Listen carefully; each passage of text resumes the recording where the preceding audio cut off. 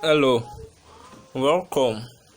Now we'll be tackling a differentiation question. The question is differentiate with respect to principle, with respect to x rather, s cubed plus 2s from the first principle. So this is a differentiation equation. As we all know, differentiation is a topic under calculus, and this question always come up in our exams, differentiating with respect to principle. Now this is a question, s cubed plus 2s. The question says we should differentiate s cubed plus 2s with respect to x from the first principle. Now the first thing you need to know is to make y to be equals to the function. The function given to us is s cubed plus 2s, right? So we make y to be equals to the function. We can use any letter, right? Could use any letter. Now let's change in y equals to this symbol, and let us use this symbol also to represent change in x, right? So this change in y and this change in s represent the increment in y and increment in x respectively. Now wherever you see y, you are going to add the increment of y, and wherever you see x, you are going to add the increment of x. So that is why you see here written y equals to y plus change in y, and s equals to s plus change in x. Now we substitute this into the initial equation, the initial function given to us. Now this is the function given to us. Anywhere you see y, you put y plus change in y, and anywhere you see x, you put s plus change in x, right? So now I have y plus change in y equals to s plus change in x all cube plus 2 instead of x, then I put x plus change in x, right? Now I will open this bracket. Now the left hand side, this is the left hand side, it remains the same. To open this one, I'm going to use binomial expansion, and I'm going to make use of Pascal's triangle. Let me just write it here so we could understand it better. So for n equals to 1, we are going to have coefficient of this. For n equals to 2, we are going to have this one here, 1 plus 1 2, then this one here. Then for n equals to 3, this one here, 1 plus 2 3, 2 plus 1 3, 1 1, right? For n equals to 4, this one here, 3 plus 1 4, 3 plus 3 6, 3 plus 1 4, then this one here. So that is what Pascal's triangle is all about. Our subsequent videos will explain this. So my n is equals to 3. This is what I want to expand. So, and you know that this is the coefficient for n equals to 2, this is the coefficient for n equals to 3. So this would be my coefficient.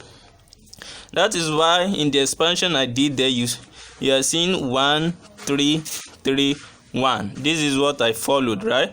Now for the other functions, when expanding binomially, what you should just take note is that the powers would be decreasing while the power of the other function would be increasing. Now look at this. You have two functions. We have x and we have change in x, all raised to power 3, right? Now the first one is what is increasing, s cubed. We have s squared here, then we have s raised to power 1, right? I've explained how we got 1 3 3 1 is the coefficient. Then this s cubed s1 s raised to power 0, which is 1. Then this one also, the other one, changing s raised to power 0, which is 1. Then changing s raised to power 1, changing s raised to power 2, then changing s raised to power 3. Then we open this one, we get this, right? Now we bring this y to the other side, we get this, right? Now this is equals to this, right? For that is our function, original function. So we substitute it back, we'll get this. Now take note, this negative sign is going to affect everything in the bracket. Now let me open this page now. Now what do you notice here? This s cubed, we cancel this s cubed here, right?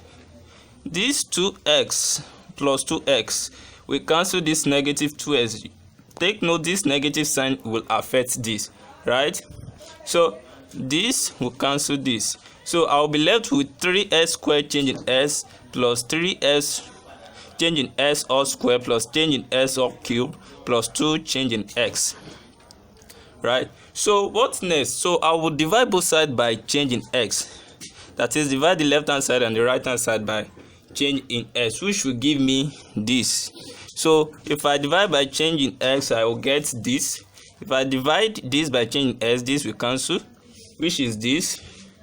If I divide this by change in x, it will be 3s change in s all raised to power 1, right?